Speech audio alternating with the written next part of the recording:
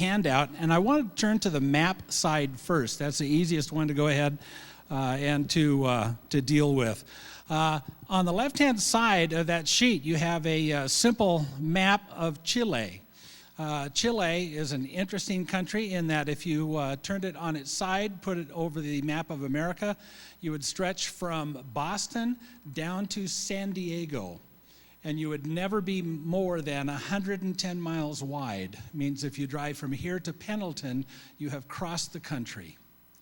And one country border, of course, is the Alps. And so the picture that you have up on the screen is, when I eventually get to it, that's flying into Santiago, and that's looking at the borderline of Chile and Argentina. If you take a look, I know it's a little small, but the map on the right-hand side, you should have a pretty large city that says Valparaiso. If you look into there, Valparaiso, a little town near it is Vina del Mar. It was only 90,000 people. Quilpué is down and to the right of that. It all meshes together. It's kind of like Tokyo or Mexico City along that line.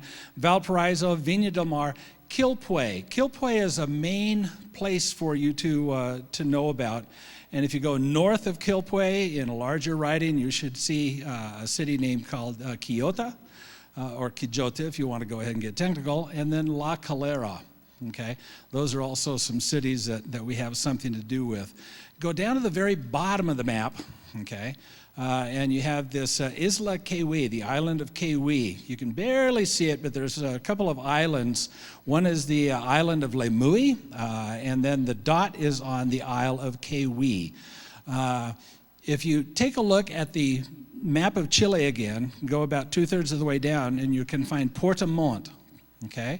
If you look just a touch below Puerto Montt, you will see a big island. It's called the Grand Isle of Chiloé. The small islands, okay, that the map of Lemui and Kiwi are, those are little tiny islands just to the right or just to the east of the isle, the Grand Isle of Chiloé, okay? And so today I'll be talking about some different places. And I tried to put them approximately where they were on the map.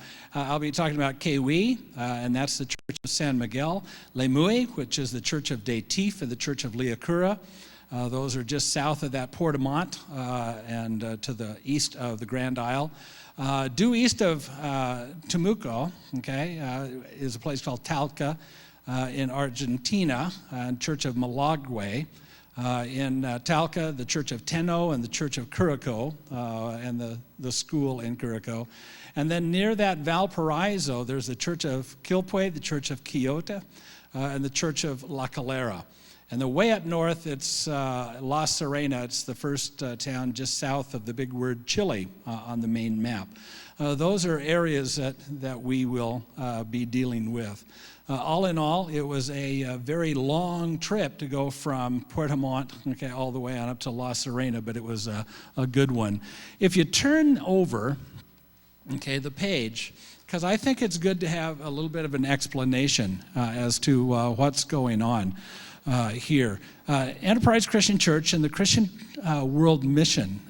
Christian World Mission exists to establish Christian schools in Chile.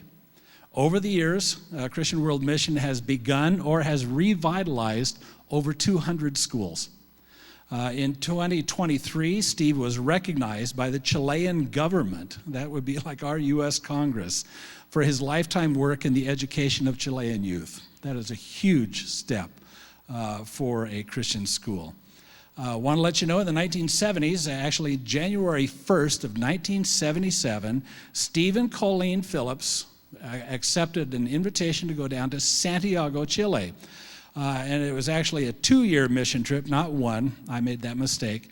To help fulfill a friend's dream of evangelism through mailed Bible study.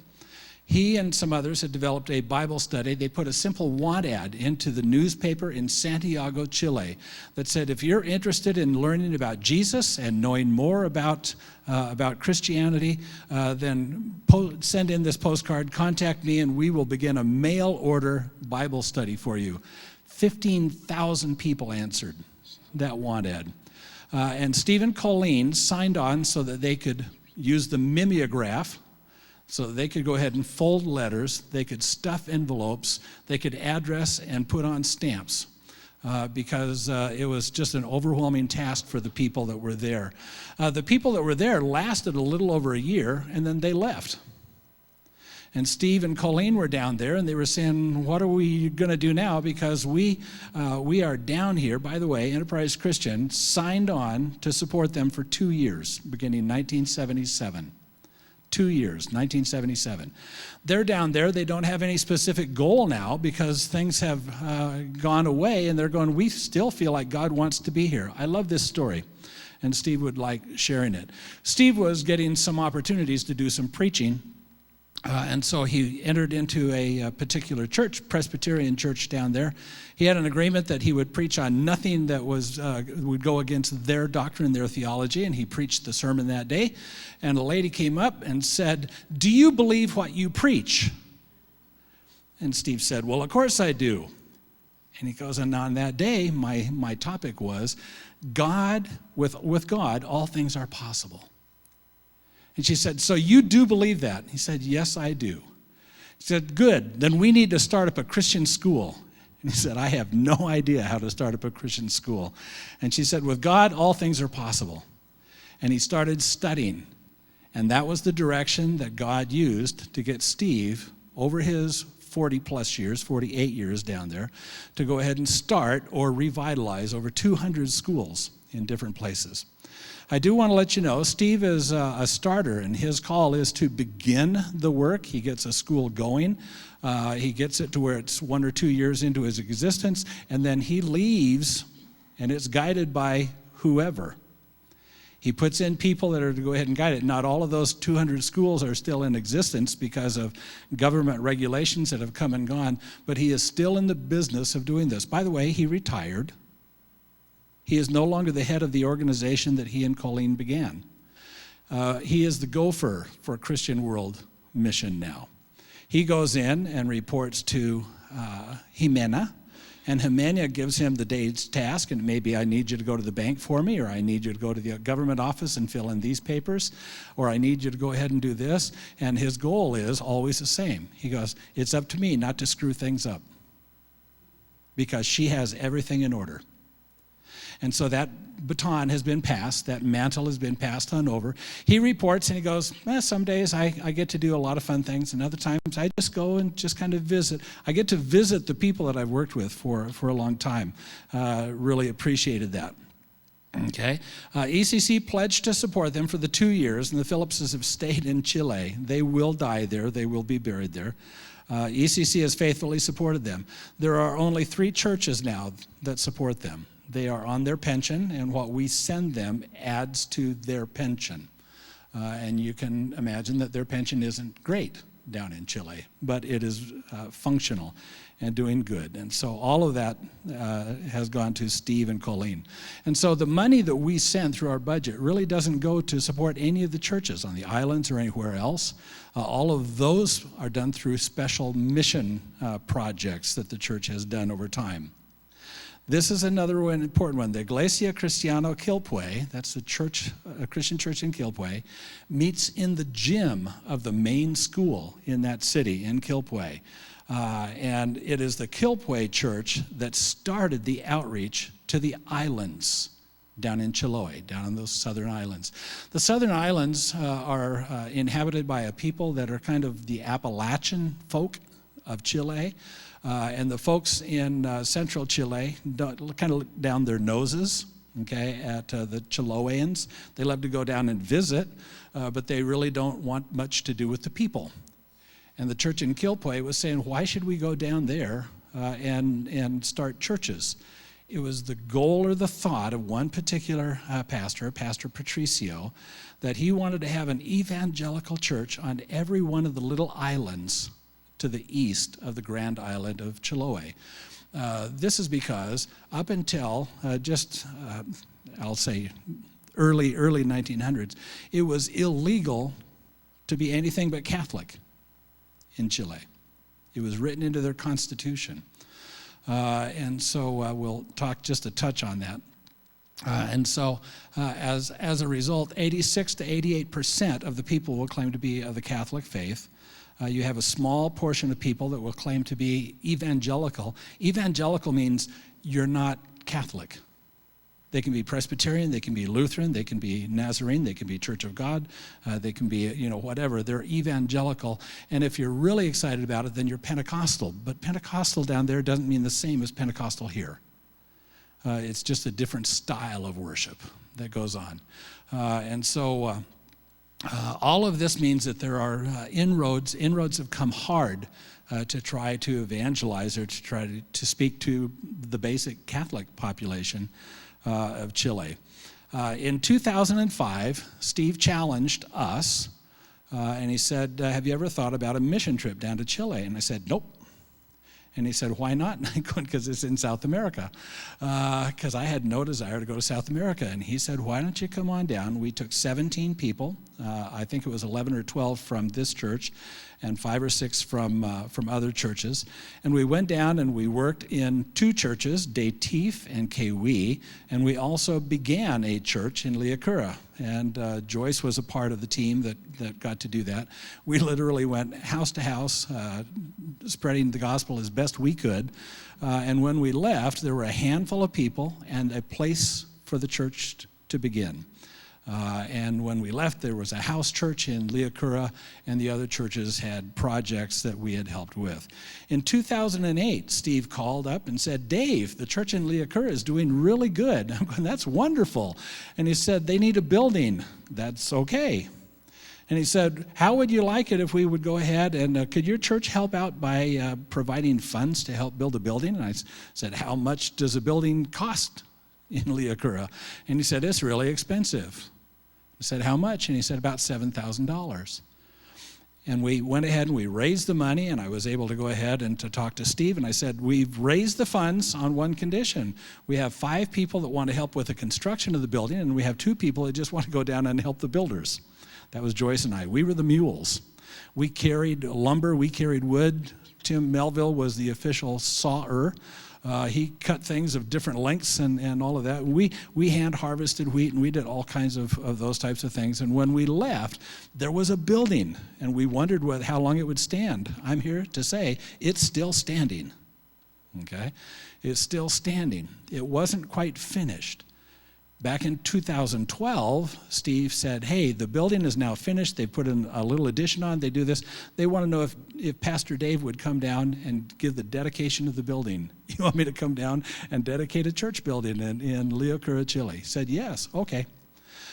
So went on down. And we took some other people along with us, thought about this. The Gebhardts, 2 of the Gebhardts went. And we had the Sanders were a part of that. And we had various folks that were there. And that was pretty much it up until 2020. And you can read about that. I didn't know in 2014, leaders from the Quilpue Church had begun 2 new churches, and the work on the island was divided between those churches. Quilpue held on to the work in Kewi, and the 2 new churches were given oversight in Datif and Liacura, which kind of broke my heart because my heart's in Liacura. I'll just go ahead and share that, okay? And so in 2020, we took 7 people, and we went down to the Kewi church because we work through that Quilpue church. And so the time was coming on up, and I was coming into retirement. I thought I was going to have a little bit of time off, and so I started talking and said, I'd love to go back to Liacura. Is anybody going down there? Is anybody going to Kewi? And a trip was begun. Then it was canceled, and then we got a new pastor here, and so I had more time. And they said, why don't you come on down? And thus began a 6-week trip down to Chile. And I'm going to go ahead and work my way through some signs, some pictures. Hopefully, we can give you a few stories on the way. This is the plane, the view from the plane just before you land in Santiago, Chile. It's kind of the welcome. You've been on the plane for 11 hours. and you're getting set to hop aboard another plane that will take you a little further south. These are the Andes, young mountains, and they are the main mountain range between Argentina and Chile. And as you're flying down to Puerto Montt, you pass over some live ones because heavy into the volcanic territory. And so this is one that was steaming up at us as we flew over Puerto Montt. Puerto Montt is a large major city. As you can see, they have cruise ships coming on in. It's kind of the last port. If you can see on the map, that is on the mainland. And the Grand Isle, of course, island, you have to cross over the Pacific Ocean in order to get to the Grand Isle of Chile. And so this was taken from the ferry that was taking us across. I just love that little dolphin, okay, going ahead and treating us. So that's leaving the mainland and going over the Grand Isle of Chile. When you get to the Grand Isle, you get to the town of Castro. It's a large town. This is the historic Catholic church in town. That kind of oversees the entire city. That's right next to the public square. You work your way through. There's buses, there's people, there's everything, all the hustle and bustle, and you end up walking down a very steep street in order to get to your next mode of transportation, and that is you get to your water taxi. A water taxi is nothing but a big boat, okay, and you're never quite sure what you're going to be going out to the island with. There can be goats on there can be sheep on there can be petroleum in barrels. There's normally building supplies. There's lots of food and fruit that go out to the little markets that are on the city, and there's often people. And it's a wonderful way to go. It's about a 2.5-hour ride, and these were our deluxe accommodations. Okay, as we're going along on the water taxi out to the island of Kewi. This is the typical scene that you have as you're going along the islands for about 2.5 hours. This actually is the island of Kewi, and you can see that the islands have a lot of pastures, a lot of tree. Your buildings are spattered about. This would be a typical house on Kewi. All of the folks there, well, I won't say all, most of the folks there are into a subsistence type of living. And that is, they have tremendous large farms, or not farms, but gardens. Some of them farm. They all grow potatoes. Now, see the little tiny square behind that house?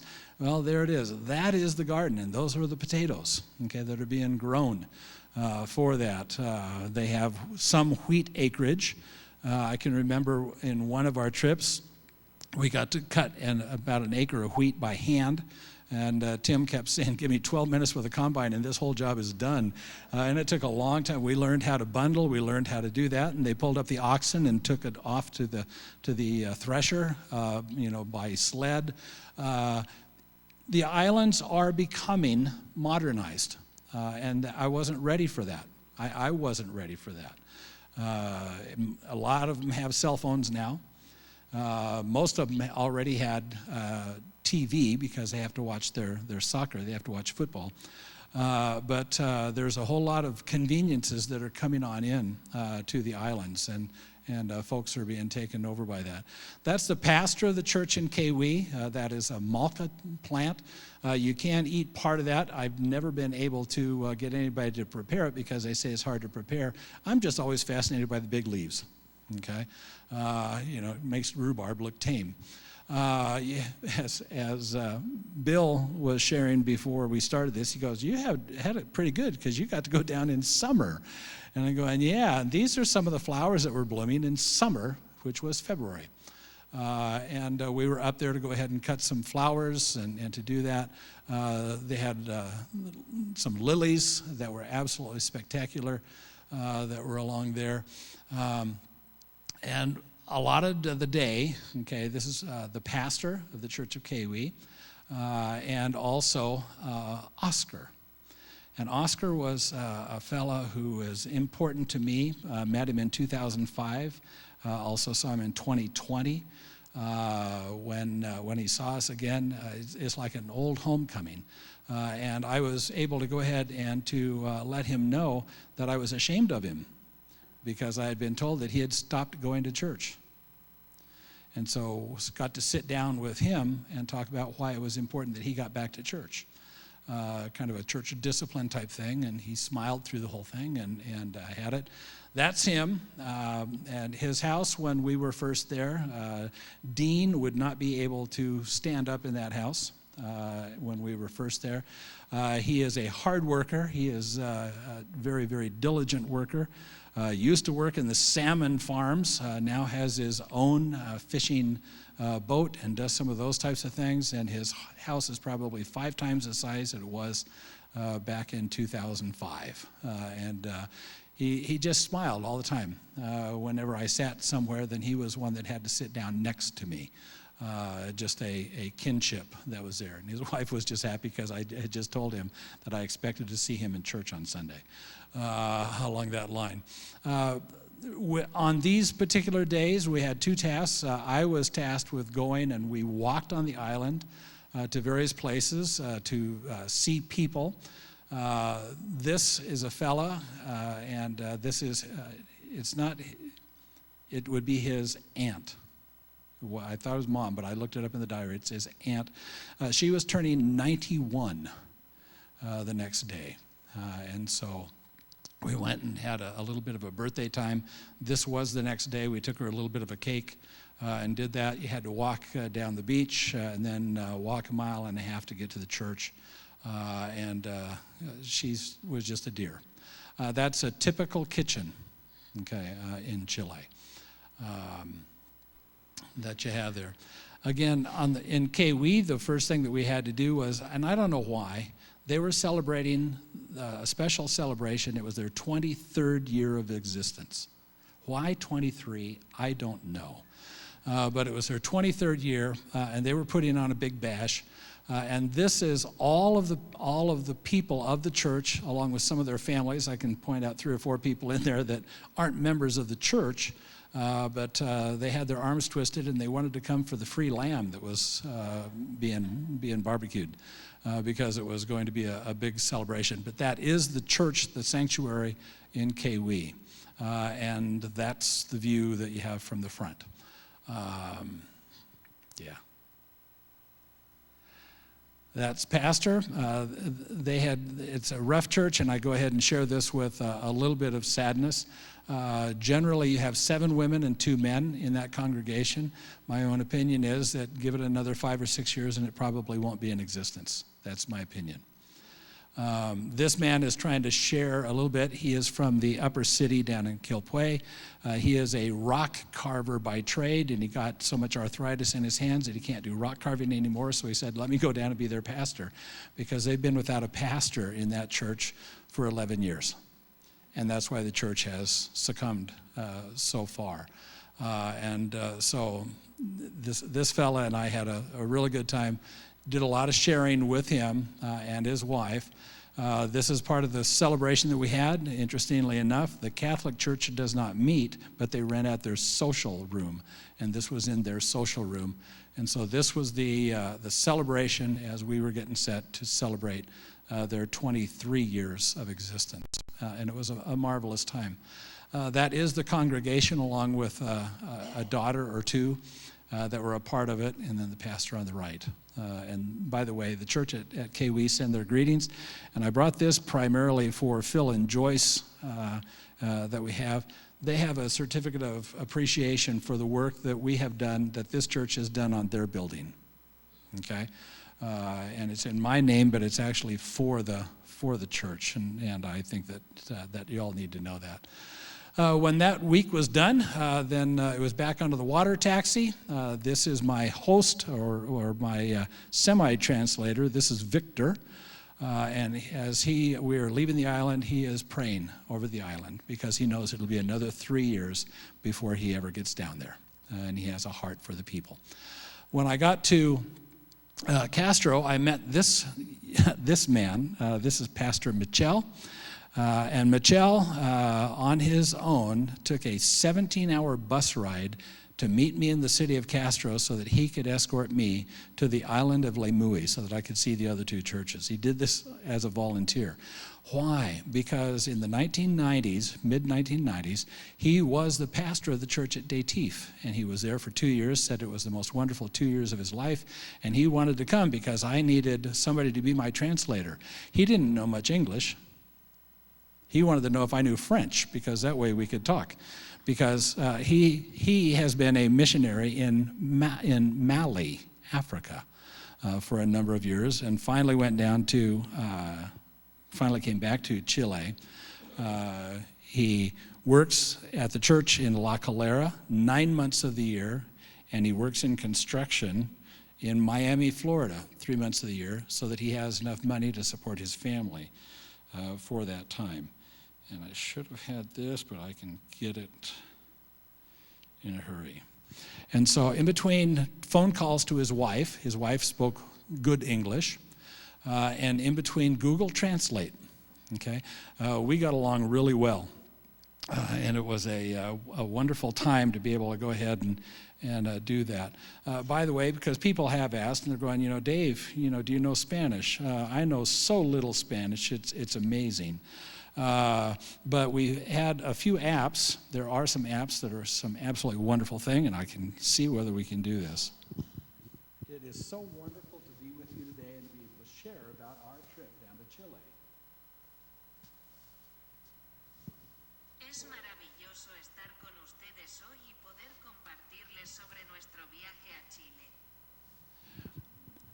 Believe it or not, with that app, I had theological discussions.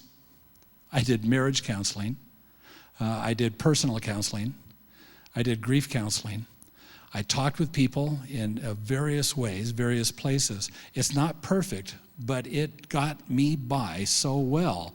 And it's a marvelous thing. And by the way, all I had to do was hand the phone. They could push Spanish. They would speak Spanish, and it would tell me what they were saying. Okay? Spent hours, okay, going ahead and talking with Google Translate. And it was a wonderful, wonderful thing. By the way, it's available if any of you want to go to another country. Okay? Just know that. So I found Pastor Michel. He's a nut. He's a nut. The first time I met him, he's a hugger. And he reminded me of an overcharged Tim Melville. He's just all over you and all hugging and working, just doing the whole thing. And turned out to be one of the great experiences was to meet Pastor Michel. This is the church in Datif, okay? Up on a little island. For those who have been there, you can see they're doing road work. The strange thing for me was the road in front of the Liacura church is now paved and has sidewalks and has street lamps. And they are paving all the way out to the shoreline past that church in Datif where we used to walk. And along with that comes some great advantages, but also some real problems, and that is there's traffic now on the islands. Traffic, and it's a blessing and a curse. They've lost some of the quaintness of it, but it has made it easier. But people are doing more and more by car, and it's an interesting. This is the church from up above, and you can see the pastor's parsonage is built onto the back of that church. And so that's where Juan and Bernie live. This is looking down from their garden over the aluminum in the middle. That is their house. And you look down over the large field, a red roofed house and a little cabana, a little cabin to the right. That red roof, that building is going to be dismantled because they don't use it anymore, and the alcoholics are beginning to use it for their place. And so they're going to go ahead and tear it down, carry all the wood up, and they're going to put another room on that church. By the way, that's a work project that we could get up if we wanted to. That's there. That's Bernie. That's his wife. Michel's first convert in Datif was Bernie. And the first convert after that was Juan, her husband. Her husband was the town alcoholic. She came to Christ. She brought him to Christ. He gave his life to Christ. He is now the pastor of the church. Okay, it's just a wonderful story. That is Pastor Juan, and he's drinking some mate tea, which is horrible stuff. But it's like an Indian peace pipe. You fix your mate and then you pass it on, and the other people fix it, and then you just keep that cup going around. And you kind of go, well, okay. So this is Pastor Juan. This is Bernie. Each day, Bernie got going along. Baked bread every single day. Okay, they don't have a refrigerator in their house, etc. And so Bernie was making bread as we went. That is the dining room table, the work table, etc., etc. That's a little closer. He was a main cook. You put enough oil into a pan. You put the pan over live fire, and you can fry most anything. And on that night, we had pork chops, we had chicken, we had some sausages, all for the four of us. Just way too much stuff. What I did find, and Joyce and Dean can't elaborate because he always had good food down there. Joyce and I were down there sometimes when you wondered what you were going to eat. When you are the only person on the mission team that's down there, they try to overfeed you. When the pastor comes, it's kind of like, we're going to feed the pastor. And I was sure that there wasn't a chicken alive on the island when I left, okay, because it was just stuff it.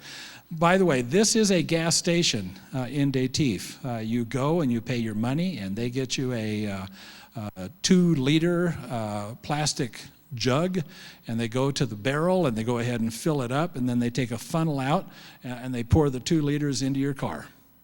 That's the neighborhood filling station. I just thought that it was a wonderful experience. In Datif, again, a large part of what I did was I went with Juan and visited families all over that area. This was a gal whose husband is an alcoholic, and he left. And there were some troubled times, and there were the kids, of course, et cetera, and we chatted with her about a number of things. This is a gal whose husband has been in the hospital in Castro for the past month. She doesn't know when he's going to come back. She's been all on her own to go ahead and do this. And so we visited with her, we prayed with her. It's what we did. 2 things about that picture that you note. If you take a look at the left, you can see, gosh, there's a modern stove and oven. Notice that the oven is not usable because it's put in right to where you can't open it up. The counter is in the way. Why would you use an oven and all that electricity when you got the wood stove? Okay, and so they do all the baking by the wood stove. And notice around the wood stove are the 2 beds. Why? Because this is the room that they live in. And so in winter, especially, then that's where they sleep. This is their room. That is most of their house, okay, at that particular point. And this was a marvelous gal who we shared with, and it was just a great testimony there. One of the things that happened in both Liakura and Datif is they were quite discouraged because I wasn't going to be there for a Sunday, and I couldn't worship with either of the churches on a Sunday. And so the church in Datif took a vote, and they decided that they were going to have their church at the noon hour on Wednesday. I don't know how many people you would have if you suddenly said this week's worship is going to come at noon on Wednesday, but these are the people that showed up. Okay, and we had a worship service, and then we went ahead and had a Bible study. I got to do a Bible study at that point, and that's Pastor Michelle on the right. And so that was the church in Datif. This is Pastor Jose. Jose, and I'll just say this, Pastor Jose is probably one of the more prominent people in the city, if you can call it that, of Datif. He has a large farm. He's a beekeeper. He goes fishing, and he keeps up his church that is about 7-8 miles away, right in there. And we had a wonderful visit. You can see his house is up on the slope, and you can get a great view of the ocean from there. This is a pastor in the church building that we built. And he has been serving there since 2008. That is the building that we put together, and it's a marvelous facility for them. Their worship was Thursday night at 8 o'clock. Okay, with the potluck that followed. So potluck, we got done with worship at 9:45, and potluck started at 10. Okay? And so these are the people that wanted to be there. I want to go ahead and share this story, and I'm sharing it mostly with Joyce because, but you guys can listen in. When Joyce and I were there, we got to go into a house, and there was a young gal, special young gal. We shared the gospel with her, and she received Christ. She prayed the prayer. She did what she did, and she said, and the church can meet in my house, can go ahead and meet here. She had a child on her hip, is one of those things, and we always kind of wondered about her. I saw her again. Okay, and by the way, that little child is now the drummer for the church. And it was just wonderful to talk to those people. Leakura was a wonderful place because I sat down and just talked with the people about the various visits that I've had down there, and it was a great time. Okay, you can see this church was all electric. Let's do the electric and let's do that. Were they good? They were Leakura good. Okay, which means kind of. Datif is almost all folk, acoustic and folk instruments, et cetera, et cetera. The one advantage now of Rhodes is people from Datif that want electric can go to Leakura. People from Leakura that want a different style of music now go to Datif. And so it's a little bit of everywhere. This was the potluck that followed. Then it was leave the islands, get aboard a bus like this, and I spent the next 14 hours riding up to central Chile. And when you got to central Chile, then got to be with Miguel and Carmen. Those are the two couple on the right. And then I got to meet, interestingly enough, the pastor and his wife of the church in Quilpue. They were down to visit Miguel and Carmen.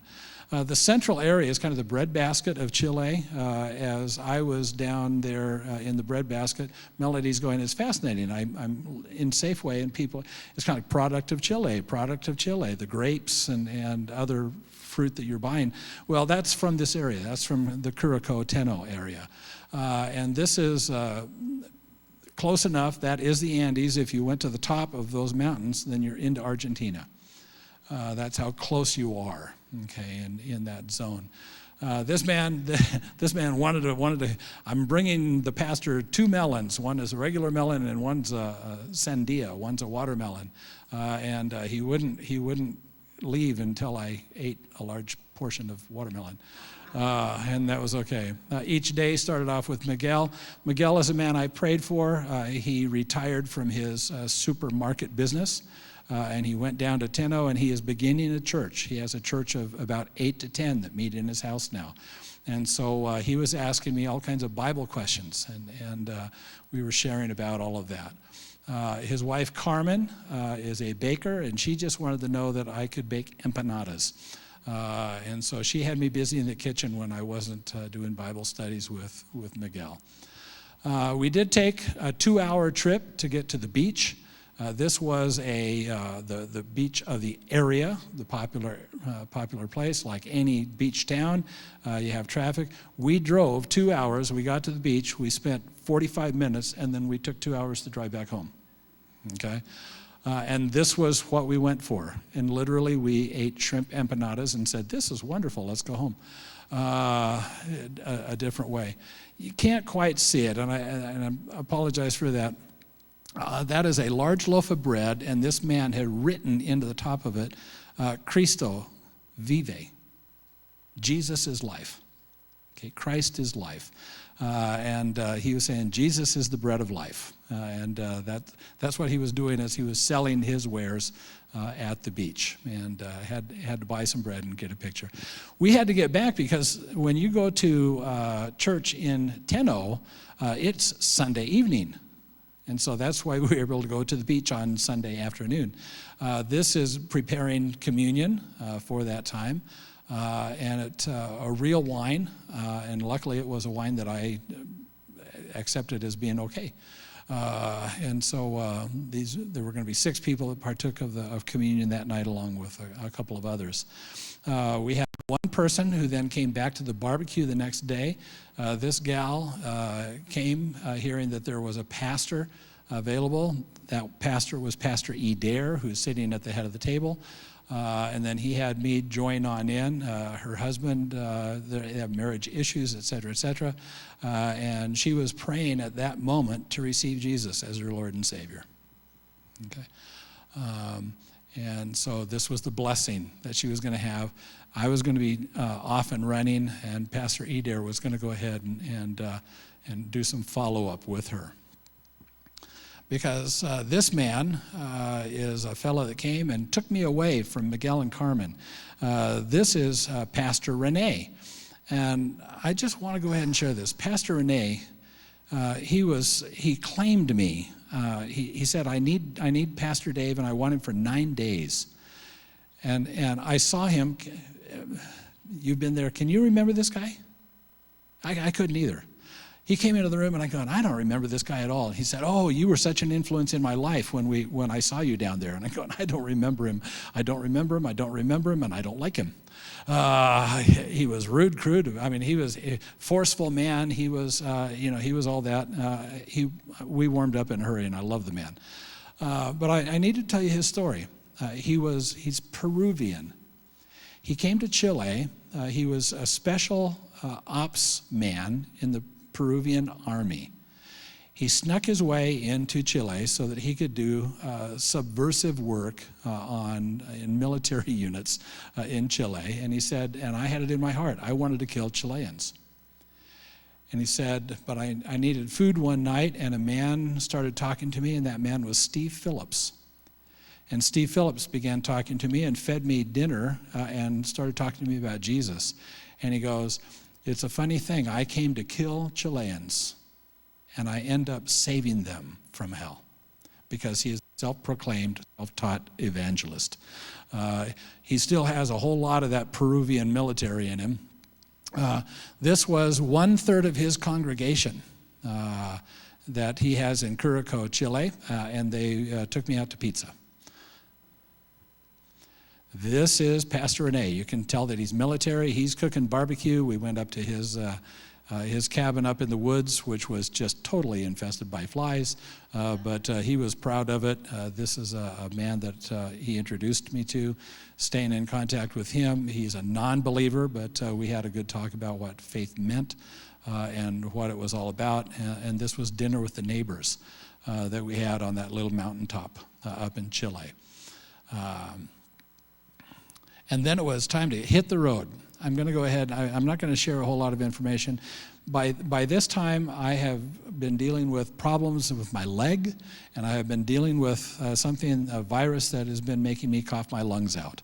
I have been to the emergency room or the urgent care in Curacao twice, and basically I've been told that I'll live, but they have no clue as to what's going on.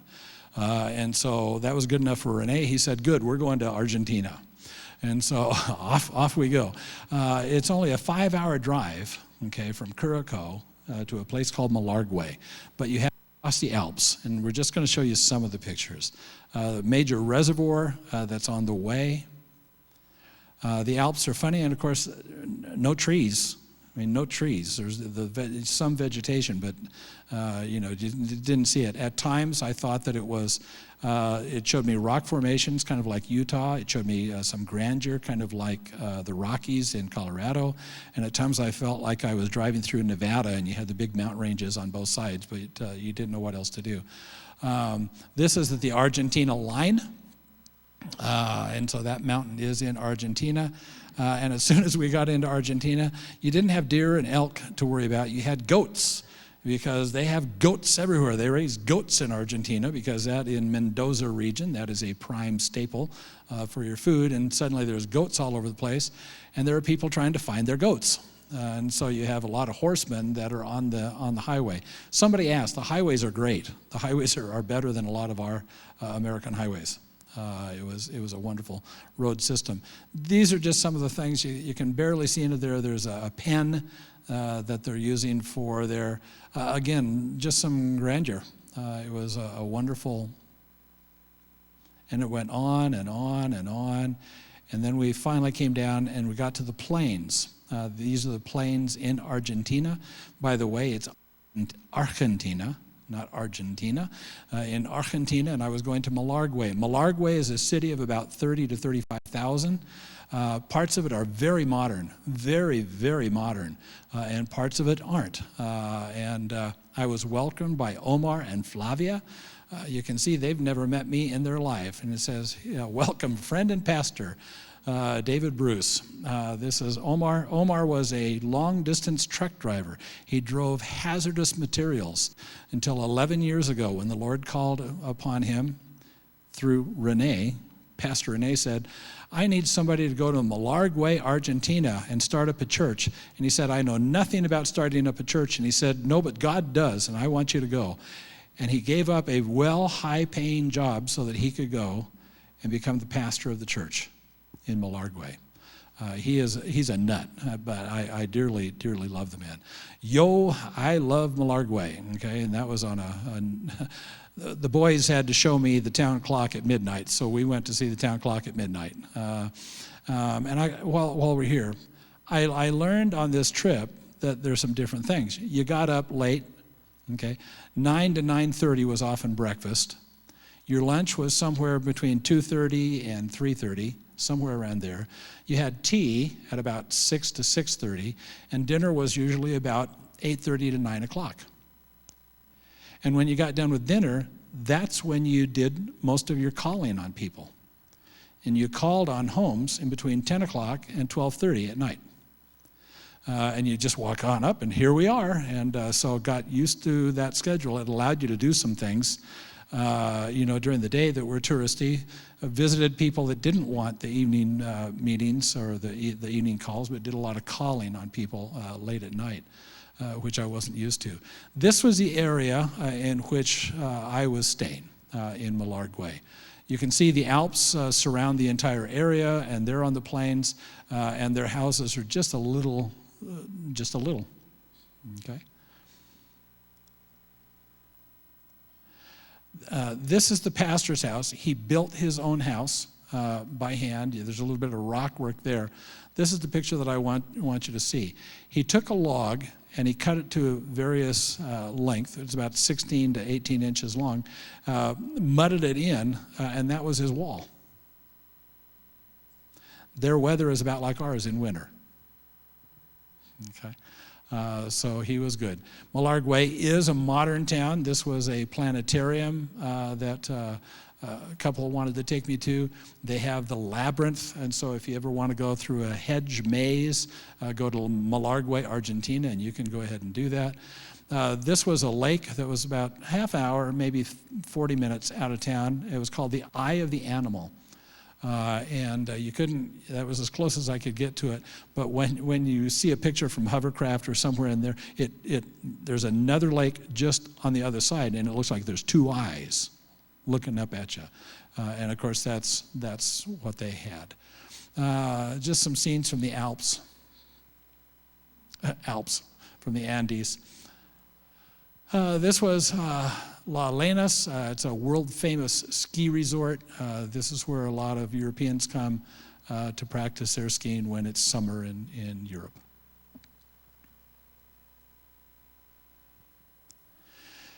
We have Little League baseball and softball teams that everybody likes to be on. In Argentina, you have community soccer. And community soccer is for anybody that is, I'll say, probably 6th grade up. The leader of one of these teams was Pastor Renee. He is 68 now. He's the goalie, because that way he doesn't have to run. And he's good, by the way. And everybody else, it didn't matter your physical shape. If you were one of the fellas from church, then you were playing that night. 2 different teams. This is about time that the yellow is about to score on pink in a big hurry. Okay, and the next picture is one of my favorites. Okay, if you can see that, you have 3 gals that are shouting because Argentina just scored on the Chilean goalie. You can't see her face, but the gal in the white sweater with her hands down, that's the wife of the Chilean goalie. Okay, it's serious. Again, a lot of time in Malargüe. During the day, we did some house. This is a gal named Sol. She invited us to come to her house This literally is, I'm in one corner of a house, that is the downstairs of her house, okay? And he was so proud because he built a second level to it, and they were embarrassed to have us come to the house because it was so small, and we just got to love Saul. Again, just visiting people. The gal on the left, that is a gal, Kari. And the fascinating thing is, Kari was desperate to learn English. She's taking English lessons. Every time I turned around, Kari was at my elbow, practicing speech, practicing all of that. We now visit probably 3 or 4 times a week via WhatsApp, and we are reading the Gospel of John to each other. I send her a recording of what John 1:14 sounds like when you speak it in English. She sends one about how it sounds when it's spoken in Spanish. And then the next day, we each have to go ahead and send our pronunciation to each other. She has called us. She got thrilled the other day because Melody and Crystal, she was able to talk. Anyway, Kari is a delight, okay? We sat around. One of the best afternoons of my entire trip was spending an afternoon with this family as Sol played guitar, and they were practicing their praise music for worship, okay? Sol is a gal, it reminds me of Laura Miller. I'll just do it that way. When Sol sings, you don't just hear music, you sense God. You sense God. Marvelous, marvelous gal. And so then we met together in the worship service.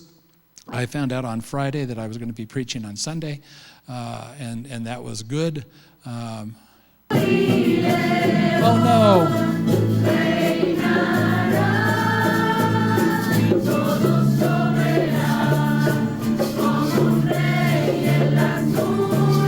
Take a look up on the wall. If you could see that. Okay, if you could see that. And sorry about that. The film showed the church members as they were singing their praise songs. The interesting one on that was, as I was preaching, there was a laptop computer in front of me, and I was told it was broadcast to 2 churches in Chile and 2 churches in Lima, Peru, as I spoke to the church in Argentina. It was over a kind of a Zoom type application. And of all things, where was my translator? New Jersey. So I would speak and stop. He would go ahead and pronounce it in Spanish, and then I would go ahead and do that. He said he absolutely loved the sermon. By the way, it was mostly the sermon that I gave here on December 31st. Okay? I just reworked that sermon. Okay, and did that. This was the church potluck afterwards, and folks gathered together, and it was a wonderful time. We had our host went ahead and roasted the goat, and goat is good, okay, by the way. And he has a second function, and that is he is the man who is charged with building all the cement blocks for when they are able to get their own church building. They meet in a home right now. That's there. He can make 4 blocks a day when he has the supplies to make the concrete blocks. Okay? And so this is how far they've come so far towards their new church building. Okay?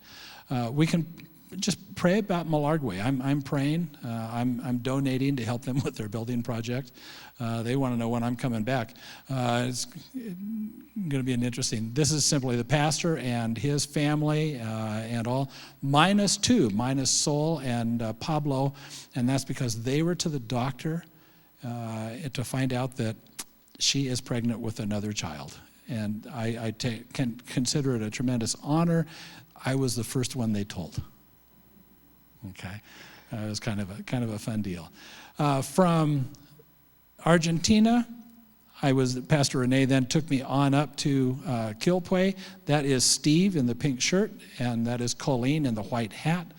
And I was turned over to Quilpue, where I'd spend the next 2 weeks.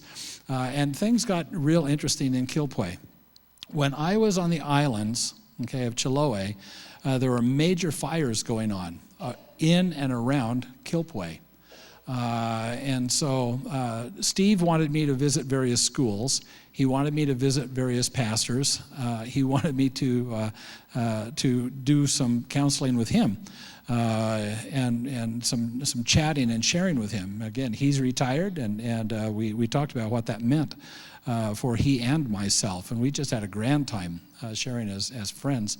But also, we got involved with helping the folks that had been burned out by flames, and that was a major thing. So I'm going to go ahead and do this. These are some of the schools. This is the church, the school. This is a school in Curacao. They have rooms on either side. This is the playground in the middle that they have, okay? Then we took a trip. We went up to La Serena. On your map, that's the northernmost time. That's a Bomba burger that we liked. This is a world-class beach, and I don't know. Nope, don't have that. It doesn't go backwards. My phone. Oh, here. There it is. Okay, that's the beach at La Serena. And so when we were there, we did some of the touristy things. I fed him a hamburger. This is a site that everybody loves. It was just outside of our window. This is the school in La Serena, and it is totally made of cargo shipping containers. And you cut one side of them and put three of them, weld three of them together, and you can make a classroom. And so they call it the container school, right down to the doors. Okay, you go ahead and do that. And so I had a wonderful time visiting with the gal up there. This is a place to where a few years past we talked about sending a crew down there and helping them build 2 rooms at the La Serena School. This is where the 2 rooms would be built at the end of that building. It's a project that they have approval from the city. The city has put up roadblocks. The city is all Catholic, and they said, we don't want a non-Catholic school to have a betterment. If they put those 2 rooms on, they could become a high school as well as on up there. It's a project that is still being considered. This is a well-equipped schoolroom in Chile because they have tables and chairs. Okay. These teachers loved it. There was a teachers meeting going on, and we stopped them so that I could talk with them for 15 minutes. The man who's smiling up front, I had just told him that my daughter teaches 2nd grade, and he goes, so do I. And he knew English, so it was a fun time to try to give an encouragement. There were times that I could be a tourist. This is the famous flower garden in Vina del Mar. We took time to go visit the coastline that is around Valparaiso and Vina del Mar. And you can tell that you're no longer on the islands. Okay, when you are in Valparaiso, Vina del Mar, Quilpue, and all that, this is what it looks like. Just a huge urban area. Okay, everything's stacked up, everything put together. Okay. It's an old, that's me hugging a telephone pole, and you can tell the streets are narrow on the hills of Valparaiso. Okay, it's like going through an old European city. Tall, there were 3 stories on this hotel, and I couldn't quite get the rest of it. A lot of it, there was no motor traffic at all. You just walked your way through Valparaiso. Wonderful shops and all of this. This was an Anglican church in Valparaiso. When it was built, the only people that could legally enter the building were Europeans who happened to be Anglican. That way they could go to their own worship service. No Chileans were allowed to go in. They had to put the door on the side of the building instead of at the end because that was considered a shameful thing. And so the Anglicans came up with their system, and they said, Jesus, and by the way, the door had to be very narrow, so you had to turn sideways to kind of walk through it. And the Anglicans said, Jesus said that the door would be narrow that led to heaven. And so they did that. This was the Lutheran church, a lot of German influence in Chile. And the Chileans, again, could allow anybody that was Lutheran and European to go to church here. And they said, but you cannot have a bell because then everybody will look up at your steeple. So they were refused to have a bell. Instead, they put up a clock. Everybody looked up at him anyway, okay?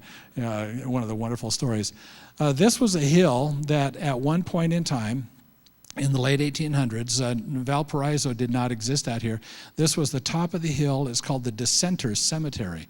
And this, when you were non-Catholic and you died in Chile, they simply took the body and threw it out into the Pacific Ocean because that was what you were worth.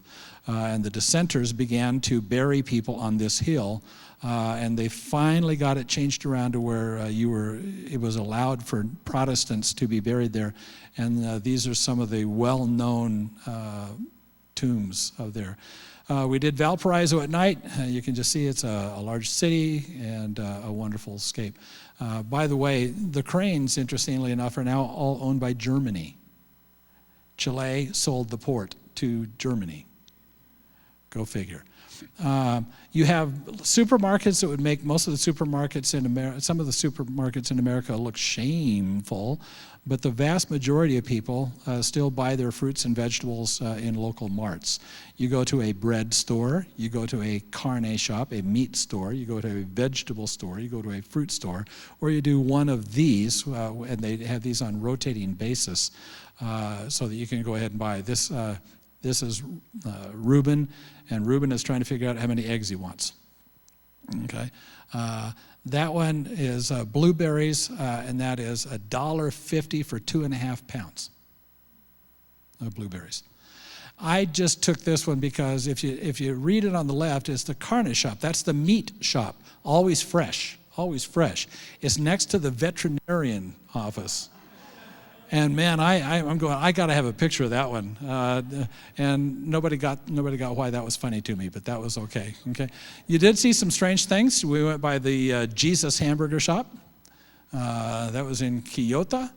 I spent time visiting with people on a day and visiting with the pastor, and then we took 2 hours to go to the beach because we could. And so this was heading to the beach after a day. And again, just some of the sights along there. This is from Santiago. Santiago is now 6.5 million people. And the vast majority of Chile live on those plains. In here, this is the largest Catholic church in Chile. And you can catch a little bit of the grandeur that was there.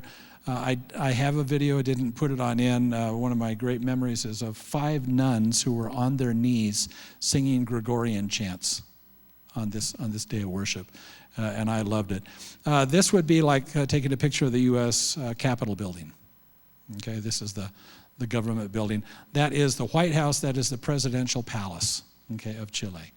That was there. I did have some interesting foods. We did lamb, we did goat. This is ribs along with Steve on a trip. This is Peruvian food. I took that picture of Reuben primarily for Inca Cola. And Inca Cola, Pepsi and Coca-Cola has ruled down there except in Peru.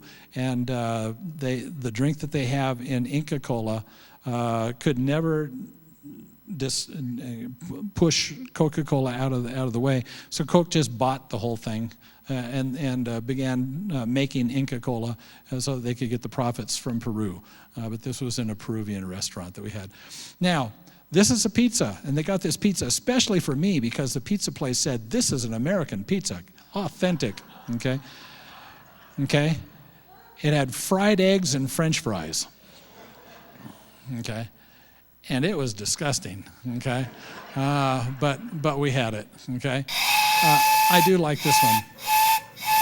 Can you remember being a kid and waiting for the ice cream truck to come around? This guy is selling fresh roasted peanuts. And he was pushing this, and this is 10:30 at night, and pretty soon Reuben is going, Dave, get out your 500 yen. Okay, we're going for that. And we went out and bought peanuts because the whistle was blowing, and he knew just exactly what was going to be happening. One day, I'm staying in the home of Luis, and Luis is a beekeeper. He tells me I'm wearing my shorts because it's 90 degrees, and he says, do you have Levi's? And I said, yes, and he said, good, we're going to work. Three sides of his property were burned to the ground. Okay? If you went to his wall and looked over it, the house next door had been destroyed. We took a bee census. We opened up all of those boxes so that we could find out if how the bees were doing and if the queens were still there, because the fires had wreaked havoc on the bees. I got to tell this one though. He has another beekeeper that was a friend, and he's been trying to share the gospel with a friend, and the friend just calls him an idiot. You know, it's kind of like, why would you believe in God, and why would you do this, and why, you know? And they both had bees located on a particular ridge, and they decided that they would share a ride. They'd go out and see, because that ridge line had some fire on it. When Luis went on out, he had 70 boxes of bees. The fire had come up, had split, had gone around it, and then came back together again. His bee hives were not touched whatsoever. The other man's were totally destroyed. There was nothing but ashes. And he said, my friend goes, why would that happen? And Luis said, I prayed. They're now talking about the Lord. Okay.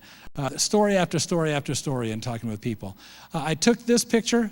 This is a typical housing picture. And so if you can imagine Valparaiso and all those houses and all that, and if you can imagine fire getting into this kind of a structure zone, then this is kind of what happens. That's what happened to this neighborhood. Each one of those is just totally gutted out. These are some of the fire pictures. This was a bus repair shop. All three of those buses are toast. I liked it. They would, when we, you have Boston Strong, you have all these, you have Chilean Strong, which I really liked. This is what they were battling. The hills that a lot of these folks were living on are steep hills. The fire came on through. I got to visit. Didn't want to, but got to see the site. You had homes on both sides of a valley.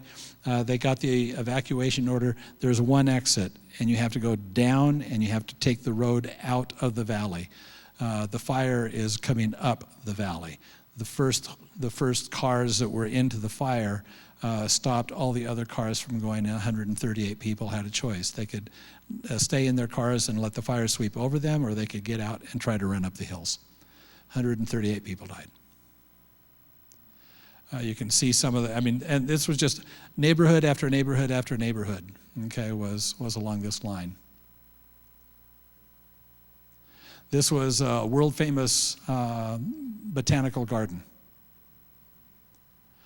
Now, this is a success story in my mind. These gals, the two in back wearing the black t-shirts, they live about a block and a half to 2 blocks away from a fire zone. When the fires stopped, they went and they saw some of the people on the other side of the ridge, and they simply took food to them. And then other people that were burned out came and said, can we get food from you? When I was there, they were serving 200 meals a day to people from the burned out victims. They had to tone it down. They selected 10 families that they could do special help with. By the way, this church sent money, to help with the fire victims. I was there when Steve Phillips got that money. I was there when IDES provided their money to go ahead and help.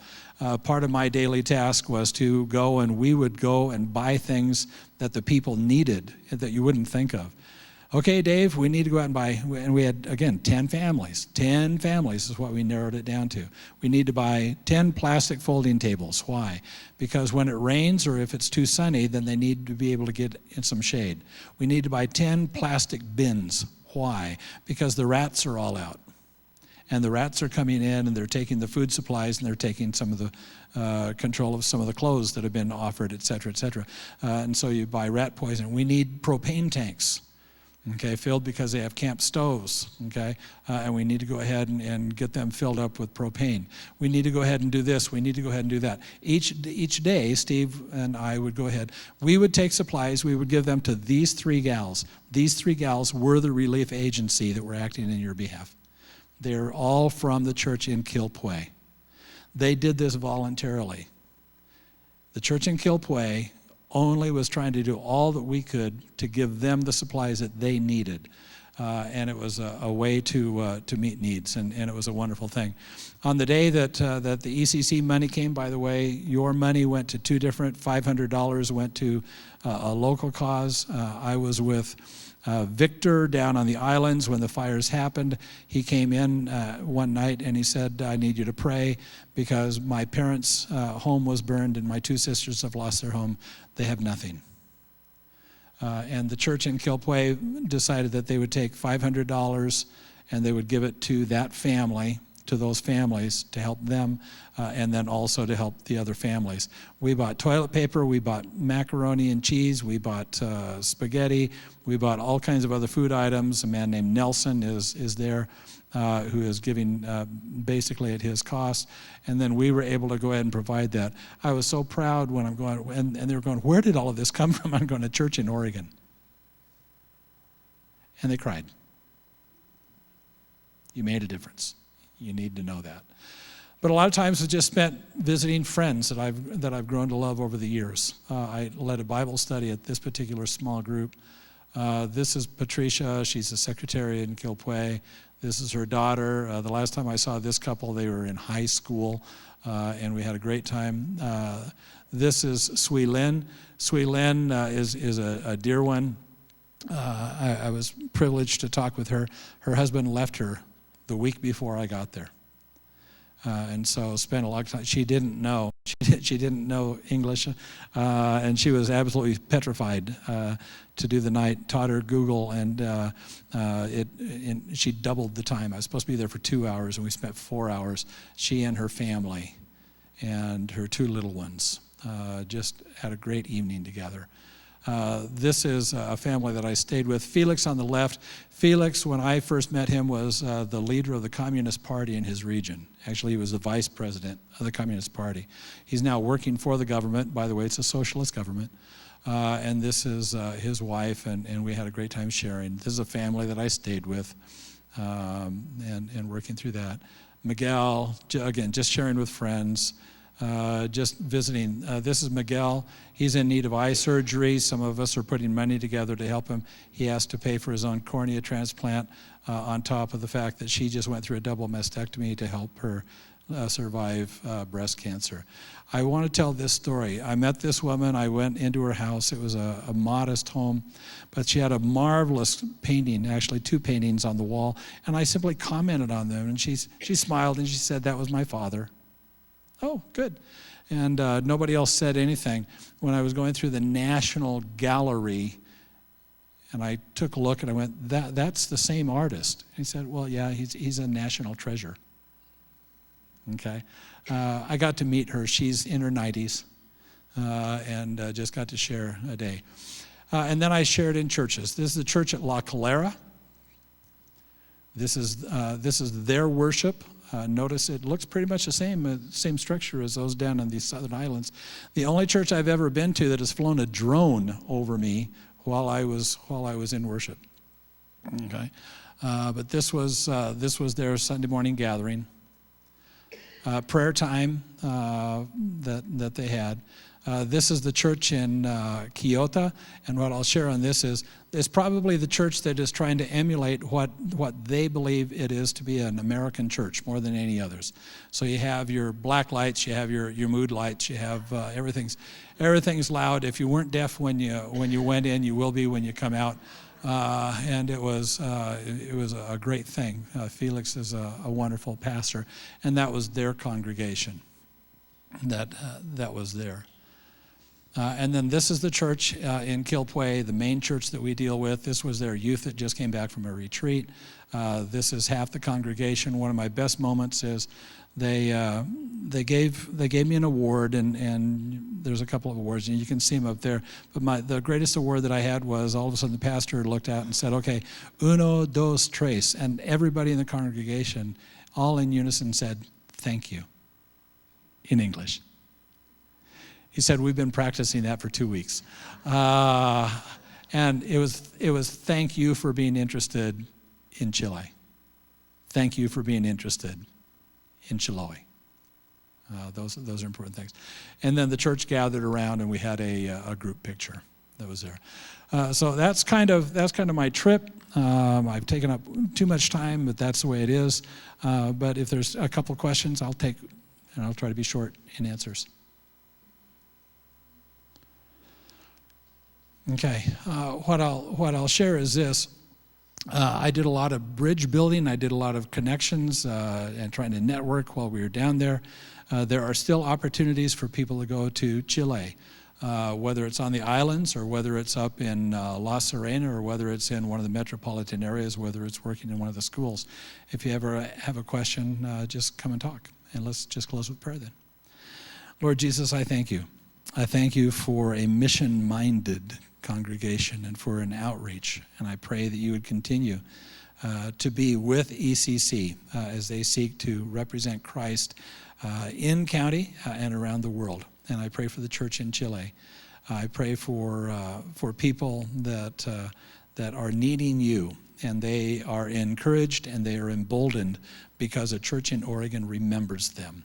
And I pray that this day you'd be with all the pastors, all of those people, and that your blessing might rest upon them. We pray these things in Jesus' name. Amen.